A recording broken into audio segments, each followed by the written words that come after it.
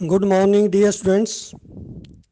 Welcome to Professor SP Goyal IAS classroom. आज हम environment series की फोर्थ चैप्टर है हमारा, बहुत ही इम्पोर्टेंट है आपके प्रिलिमिनरी और मेन दोनों के लिए। ये सॉइल पोल्यूशन न्यूज़पेपर में और आपके इकोनॉमिक सर्वे में जगह जगह डिस्कस होता है। It's a very important topic at national level. अब ये सॉइल पोल्यूशन में सबसे पहले मैंने जैसे रोजाना बताता हूँ, एक डेफिनेशन लिखनी है बहुत बढ़िया। अदरवाइज क्या होगा कि आप सॉइल पोल्यूशन की डेफिनेशन लिखोगे, उसमें ऐसे आपके मान लीजिए 2 नंबर की डेफिनेशन तो आधा नंबर आएगा या 1 नंबर आएगा, इससे ज़्यादा नहीं आ सकता। मैं जो डेफिनेशन दूंगा उसमें पूरे नंबर आएंगे जितने मैक्सिमम एग्जामिनर दे सकता है। देखिए, soil pollution is defined as the addition of undesirable substances to the soil which adversely affect its physical, chemical and biological properties of soil and reducing its productivity।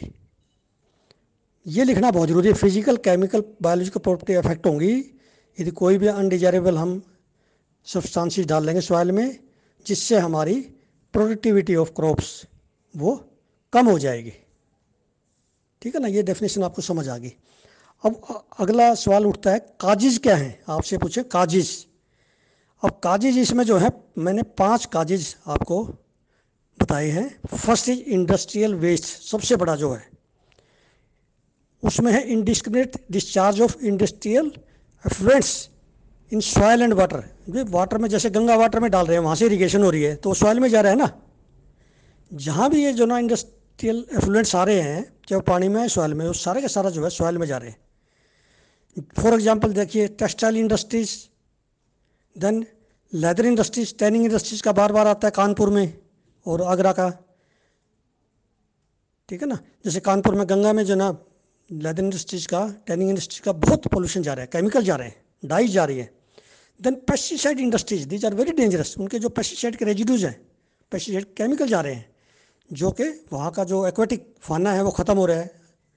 साथ में soil में जो है ना जितना भी आपका माइक्रोब्स हैं, फंजाई, बैक्टीरिया, वो जो है ख़त्म हो जाएंगे ऐसे यदि इंडस्ट्रियल वेस्ट इसी तरह से जाता रहा तो सॉइल में। Then plastic manufacturing and processing industries, these are very इनके जो वेस्ट निकलते हैं, they are also very harmful to the soil. Then chemical industries, विभिन्न तरह की केमिकल इंडस्ट्रीज हैं, सारी नुकसान करती हैं सॉइल में, उनका फ्लोरा, फाना, स्ट्रक्चर, टेक्सचर सॉइल की। ठीक है ना, और प्रॉपर्टी सॉइल की, केमिकल जैसे पीएच चेंज कर देगी, सैलिनिटी आ जाएगी सॉइल में, इस तरह के मतलब मैं आगे बताऊंगा आपको क्या इफेक्ट्स आता है। देन म्यूनिसिपल सॉलिड वेस्ट, जो म्यूनिसिपल सॉलिड वेस्ट ना, अर्बन वेस्ट, उसका ट्रीटमेंट जरूरी है। वो सॉलिड वेस्ट बहुत सारा जो है ना इंडिया में, अर्बन वेस्ट, वो सॉइल में जा रहा है। Then third is modern agriculture practices. भाई मॉडर्न एग्रीकल्चर प्रैक्टिस में सबसे बड़ा तो है indiscriminate use of fertiliser and pesticides. वो हमारे सॉइल में लगातार जा रहे हैं और उससे हमारी फिजिकल, केमिकल, बायोलॉजिकल सब प्रॉपर्टीज अफेक्ट हो रही है। देन न्यूक्लियर एक्सप्लोजन से भी, न्यूक्लियर एक्सप्लोजन से जैसे जो रेडियो आइसोटोप है वो सॉइल में चले जाते हैं, वो फिर अफेक्ट करते हैं जो हमारा फाना और फ्लोरा है सॉइल में। देन अफेक्ट्स क्या हैं सॉइल पोल्यूशन के? ये तो हो गए काजिज। देन इफेक्ट्स, इफेक्ट क्या है, एडवर्स इफेक्ट क्या है ये सॉइल पोल्यूशन हमारा हो रहा है। तो फर्स्ट इज एग्रीकल्चर, सबसे बड़ा एग्रीकल्चर में देखिए, ये सॉइल की फर्टिलिटी कम कर देगा, क्योंकि जो उनका माइक्रोब्स हैं वही मर जाएंगे, कम हो जाएंगे। देन प्रोडक्टिविटी, प्रोडक्टिविटी का मतलब पर यूनिट एरिया में प्रोडक्शन कम आएगी, चाहे वीट है, राइस है, कोई भी क्रॉप है। ठीक है। Then reducing nitrogen fixation by microorganism, क्योंकि वहाँ नाइट्रोजन फिक्सेशन जैसे राइजोबियम है, एजोटोबैक्टर है, बायो फर्टिलाइजर जैसे बताते हैं हम डालते हैं, वो काम ही नहीं करेंगे क्योंकि उसमें पेस्टिसाइड इतना है, केमिकल जितने हैं। Then adversary effects ammonification and nitrification processes, जैसे हम फर्टिलाइजर डालते हैं ना, उसके बाद बैक्टीरिया एक्टिव होकर वो सॉइल को अवेलेबल कराते हैं, वो भी खत्म हो जाएगा, वो भी इफेक्ट होगा। Then affects physical, chemical and biological properties of soil, yes this is very important. Then increases salinity of soil, मान लिया कोई केमिकल ऐसा चला गया, उसने पीएच कम कर दी तो एसिडिक हो जाएगी सॉइल, ऐसी एल्कलिनिटी बढ़ा दी तो एल्कलिनिटी हो जाएगी। जैसे ठीक है ना। इस तरह के जो केमिकल जाएंगे उसी हिसाब से जो है वो उसकी प्रॉपर्टीज सॉइल की चेंज हो जाएगी। दूसरा इफेक्ट है हेल्थ पे, ह्यूमन हेल्थ और आपकी लाइफ स्टॉक की हेल्थ। जो डेंजरस केमिकल जो हमारे एंटर हो रहे हैं फूड में चेन में, वो बहुत सारे जो है इंडस्ट्री जो है जो पोल्यूशन कर रही है, या एग्रीकल्चर से जो पोल्यूशन हो रहा है, वो रेजिड्यूज आ रहे हैं, केमिकल एंटर कर रहे हैं फूड चेन में। और आपको पता है सबको, जैसे क्लोनेटेड हाइड्रोकार्बन है हमारी सॉइल में, वो बायोमैग्नीफिकेशन हो जाती है, मतलब एक से एक आगे चेन में बढ़ता जाता है, और जब तक ह्यूमन तक पहुंचता है वो काफ़ी हो जाता है। तो वो बड़ा हार्मफुल है, बहुत सारी बीमारियां हो जाती है, लीवर की, किडनी की, ये सब। देन बहुत सारी डिजीज़ को इनवाइट करता है, जैसे हमारा अर्बन वेस्ट हम डालते हैं सॉइल में, उनमें बहुत सारी बीमारियां जो है पैदा हो जाती हैं। देन एनवायरनमेंट पे क्या अफेक्ट है? एनवायरनमेंट पे सबसे बड़ा अफेक्ट है कि हमारा soil fauna flora that is adversely affected. Ecological imbalance हो जाता है, क्योंकि वेजिटेशन ख़त्म हो जाएगी। फॉरेस्ट जो है हमारे, जो खास करके एग्रो फॉरेस्ट्री एरिया है सॉइल में, जो अर्बन एरिया में है हमारे, फॉरेस्ट से अलग हैं हमारे जो ट्रीज हैं, वेजिटेशन है, वो सारी कम हो जाएगी, उस पर इफेक्ट आएगा, एडवर्स इफेक्ट। देन एनिमल्स, उनका जो फूडर है या ह्यूमन का जो फूड ग्रेंज है वो कंटेमिनेट हो जाएगा यदि हमारी सॉइल पोल्यूटेड होगी। देन पेस्ट रिसर्जेंस, बहुत सारे पेस्ट आ जाएंगे, जैसे मलेरिया, डेंगू, ये सारे मच्छर इसी से पैदा होते हैं, अर्बन वेस्ट से जो सॉइल में जाता है। ठीक है, तो ये 3 आपने लिखने हैं, इससे आपके बहुत मार्क्स आएंगे। अलग अलग पॉइंट वाइज लिखना है, जैसे मैं आप देख रहे हैं। देन फिर मैनेजमेंट कैसे करेंगे, इसके भी 4-5 पॉइंट आपको पता होना चाहिए, एग्जैक्ट पता होना चाहिए। ऐसे नहीं, ऐसे तो कोई भी लिख सकता है सॉइल पोल्यूशन पर, लेकिन उसमें क्या होगा, 10 में से 2 मार्क्स आएंगे, 2 नंबर में एग्जामिनर आपको फ्री कर देगा।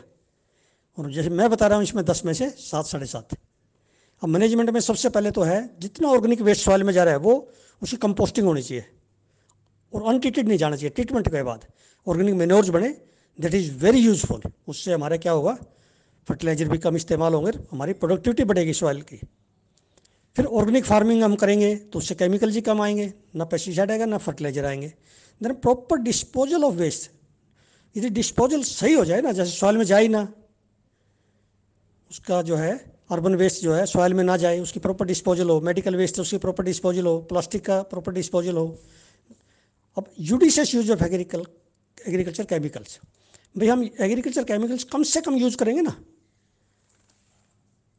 तो हमारा पेस्टिसाइड, ये जो फर्टिलाइजर और पेस्टिसाइड है वो ज़मीन में कम जाएगा, कम ही यूज़ करेंगे तो कम जाएगा। Then last is legal measures, legal measure भी हैं, क्योंकि सेंट्रल पोल्यूशन कंट्रोल बोर्ड बना हुआ है, स्टेट पोल्यूशन कंट्रोल बोर्ड जो है उनके पास बड़ी पावर है, under the water pollution act 1974 में पावर्स हैं कि कोई भी इंडस्ट्री जो है वो जो वेस्ट है उसका वो सॉइल में नहीं डाल सकती, it has to be treated first. तो इस तरह से आपने पहले डेफिनेशन लिखनी है, फिर आपने उसके काजेज, फिर इसका जो इफेक्ट है, इफेक्ट में भी फिर अलग पॉइंट बनाने, agriculture, on health, on environment, ये 3 बनाने, उनके अंदर फिर पॉइंट्स देने जो मैंने बताए, फिर मैनेजमेंट है। इस तरह से आप लिखेंगे तो आपके 10 में से 7.5 नंबर, 7 से कम नहीं आ सकते। ठीक है, एज एग्जामिनर बता रहा हूँ मैं, एग्जामिनर जो लाइक करता है ना उसी तरह से मैं लिख के आपको देता हूँ। और ये मैं स्टैंडर्ड बुक से लिख के ले आऊँ, NCERT भी है, सारी किताबें ली है मैंने इसी पे।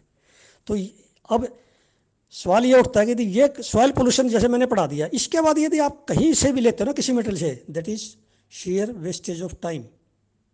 बिल्कुल वो यूँ समझ लो कि आप बहुत बड़ी गलती कर रहे हैं, और वो टाइम वेस्ट कर रहे हैं, अपना पैसा वेस्ट कर रहे हैं उस मटेरियल पे। तो थैंक यू वेरी मच।